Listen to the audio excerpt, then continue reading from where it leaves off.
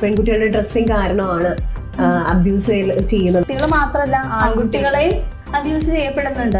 ബയോളജിയിൽ പഠിക്കാനുണ്ട് ഈ പീരിയഡ്സിനെ കുറിച്ചും അതേപോലെ തന്നെ ഓവുലേഷൻ അങ്ങനെയുള്ള എല്ലാ കാര്യങ്ങളും വളരെ ഡീറ്റെയിൽ ആയിട്ട്. വാളയാർ കേസ് അത് നമ്മൾ എന്തായാലും പറയേണ്ട ഒരു കേസ് തന്നെയാണ്. ലവേഴ്സ് ചോദിക്കുമ്പോൾ ഫോട്ടോസ് അയച്ചു കൊടുക്കുന്ന ഒരു പ്രവണത കുട്ടികൾക്ക് ഉണ്ടാവാറുണ്ട്. കാശ്മീർ ബോർഡറിൽ ആസിഫ എന്ന് പറഞ്ഞ കുട്ടിയുടെ കേസ്, അത് 8 പേരാണ് കുട്ടിയെ ഗാങ് റേപ്പ് ചെയ്തേക്കുന്നത്. 8 വയസ്സുള്ള കുട്ടിയെ 8 അഡൾട്ട്സ് ചേർന്നിട്ട് ഗാങ് റേപ്പ് ചെയ്യാന്ന് പറഞ്ഞാൽ ഒന്ന് ചിന്തിച്ചു നോക്കിക്കേ. എന്റെ മോളുടെ ഭാവി എന്താ പറയുക ഇല്ലാതാവും എന്ന് വിചാരിച്ച് മൂടി വെക്കപ്പെട്ട് കഴിഞ്ഞാൽ.